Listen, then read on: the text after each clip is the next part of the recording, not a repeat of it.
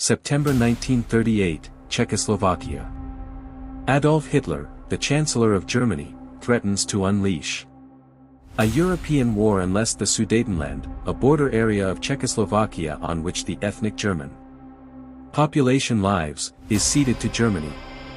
The leaders of Britain, France, Italy, and Germany hold a conference in Munich between the 29th and 30th of September 1938 and agree to the German annexation of the Sudetenland in exchange for a pledge of peace from Hitler. The Czechoslovaks are not even invited to this conference, and less than 6 months later, on the 15th of March, 1939, in violation of the Munich Agreement, Nazi Germany invades and occupies the Czech provinces of Bohemia and Moravia. Adolf Hitler himself arrives in Prague and on the 16th of March, 1939, by a proclamation from Prague Castle, establishes the Protectorate of Bohemia and Moravia. More than 118,000 Jews living in the Protectorate find themselves under Nazi domination. One of them is Edith Polakova. Edith Polakova was born on the 12th of July 1929 in Prague, then Czechoslovakia. Edith was the only child of Elizabeth and Hannes Polak, and who nicknamed her Dita. The family, who spoke both German and Czech, lived in a rented apartment in Prague together with a maid. While Dita's mother Elizabeth was a housewife, her father was a lawyer working for the State Pension Institute. His work included traveling to the courts in many cities of Czechoslovakia, where he represented workers' interests. Dita's grandfather, Johann Polak, was a member of Social Democratic Party and became a senator of Czechoslovak National Parliament. Dita had a happy childhood. She enjoyed going to school, walking in the park as well as playing with her friends. When on the 30th of January, 1933, Adolf Hitler was appointed Chancellor of Germany by the German President Paul von Hindenburg, Dita was only 3 years old. The Nazi regime quickly began to restrict the civil and human rights of the Jewish people, and less than 2 months after Hitler became a chancellor, the first concentration camp, Dachau, was established in March 1933. Thousands of Jews fled from Germany. Among them were friends of Dita's parents who came to Prague and told the Polacks about what was happening to the Jews in Germany. Until then, Dita did not know that she and her parents were Jews, as her family was secular and not religious. Dita could see how worried her parents became, and she could often hear them saying words such as Nazism, Adolf Hitler, persecution of Jews, or the Nuremberg laws, which became the legal basis for the racist anti-Jewish policy in Germany. Things changed for the worse in Czechoslovakia in late summer 1938. When Hitler annexed the Sudetenland, where ethnic German population of Czechoslovakia lived. This border area of Czechoslovakia also contained the Czechoslovak Army's defensive positions in the event of a war with Germany.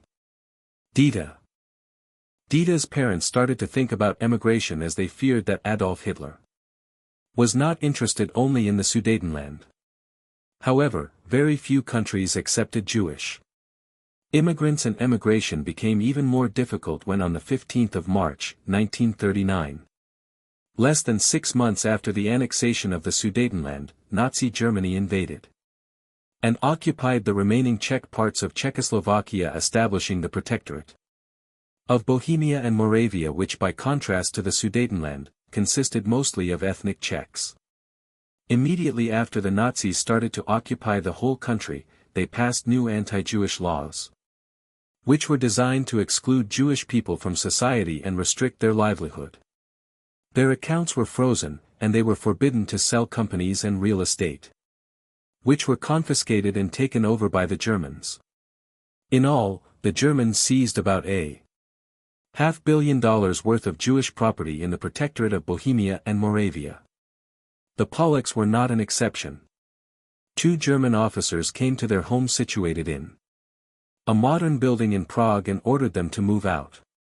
Another blow for Dita's family was when her father, a lawyer, was dismissed from work as Jewish teachers Lecturers, army officers and doctors were dismissed from government jobs.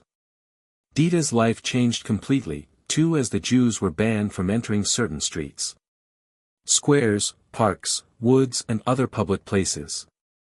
From the 1st of September, 1939, when the Second World War began, the Jews were not allowed to stay outdoors after 8 o'clock in the evening. From August 1940 onwards, Jewish children were banned from attending public and private schools. Because Jewish parents wanted their children to continue studying, they created private study groups of 5-7 children, who were taught clandestinely by a Jewish teacher. Since being evicted from their home, the Polacks lived in one room of a 2-room apartment, which they had to share with another family.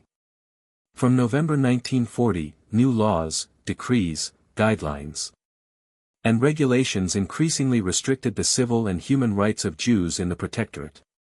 Jews were not allowed to leave their municipalities, even temporarily, without special permission. They were not allowed to visit libraries, theaters and cinemas, pubs or cafes, swimming pools, and other sporting and entertainment facilities. Jews had their radio sets taken away and were not allowed to keep pets. When traveling by city public transport or trains, they were confined to standing in the last carriage. The Jews were even limited in their choice of food and shopping times. For them were limited to 2 hours twice a day and later 2 hours once per day. However, there was still an oasis of fun and hope in a desert of oppression, where Jewish children of Prague could meet, Hajibor. It was a playground which consisted of tennis courts, volleyball courts, or running track where Jewish children could play games and participate in competitions. All was organized by Friedrich Hirsch, a German Jewish athlete, sports teacher, and Zionist youth movement leader.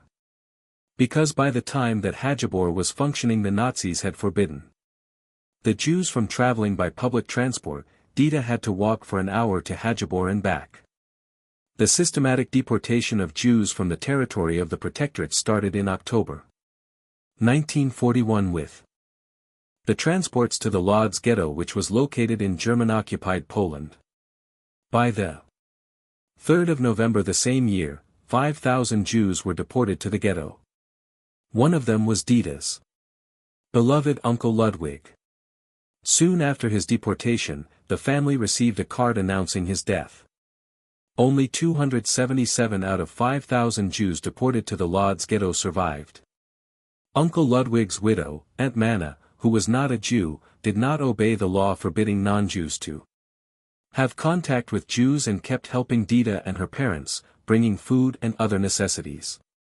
In November 1941, Reinhard Heydrich, the Nazi architect of the Holocaust, established the Theresienstadt ghetto, which was located in the fortress town of Theresienstadt, in the Protectorate of Bohemia and Moravia. The first transport of Czech Jews arrived in the same month.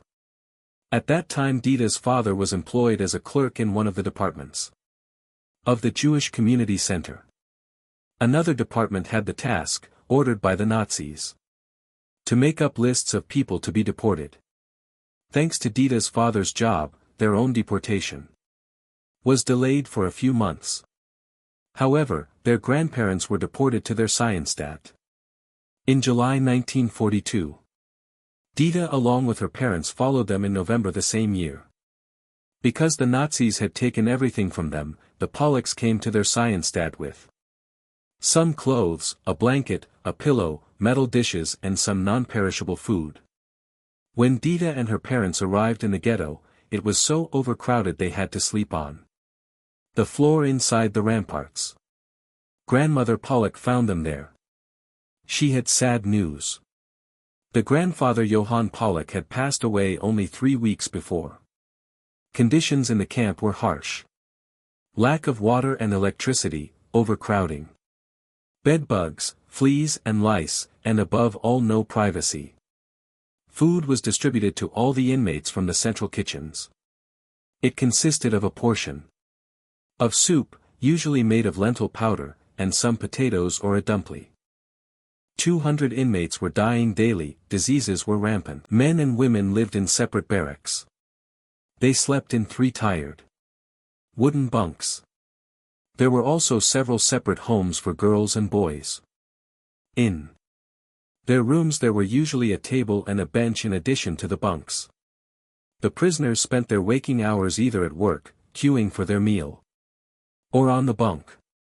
All prisoners aged 14 to 60 or 65 had to work. Most were involved in war production for Germany or in the vegetable gardens. However, the vegetables they produced were not for the prisoners but for the Nazi personnel. Dita was one of those that worked in vegetable gardens. Those who did not work, mostly the elderly people, received 60% less food than heavy laborers. 92% of deaths were among those over 60, and almost all elderly prisoners who were not deported to other extermination camps such as Auschwitz, died at Theresienstadt. Younger people did not face starvation, although many lost weight and were often sick. The ghetto was administered by the Jewish elders, among them Freddie Hirsch, who was head of the Children and Youth Department. His intention was to keep the children somewhat insulated from the harsh conditions in the ghetto, so that they would not succumb to demoralization. It was he who managed to find for them better housing in the so-called Heims. Although education was forbidden, the prisoners, many of them former professors, scientists and artists, continued to clandestinely teach the children in the Heims. While in the beginning, Theresienstadt served as a ghetto for the Czech Jews, in June 1942 the first German and Austrian Jews arrived. Dutch and Danish Jews came later in the beginning of 1943. On the 26th of October, 1942, less than 48 hours after the arrival of the last transport from Theresienstadt to Treblinka, the SS dispatched the first transport to Auschwitz, carrying 1,866 persons. Upon arrival, SS officials selected 247 people, mostly men, to be registered as prisoners. The remaining 1,619 were killed in the gas chambers. In order to convince the German population that the deportees were bound for resettlement, most Jews from the German Reich itself were dispatched to the east by passenger trains. Jews in the German-occupied East fared far worse. German authorities generally did not give the deportees food or water, even when the journey was long. The hapless victims had to wait for days on railroad spurs for other trains to pass. Packed into sealed cattle cars and suffering from overcrowding, they endured intense heat during the summer and freezing temperatures in the winter. The Polacks were selected for deportation to the working camp in the east, as they had been told. In December 1943, the transport was so overcrowded that men, women, children and elderly people could not sit and had to stand for about 2 days until they reached their destination, Auschwitz. Aside from a bucket, which was overflowing within a few hours, there was no sanitary facility. The stench of urine and excrement added to the humiliation and suffering of the deportees. Lacking food and water and proper ventilation, many of the deportees also died before the trains reached their destinations. Armed police guards accompanied the transport and they had orders to shoot anyone who tried to escape. When they reached Auschwitz, they did not know that the worst was yet to come.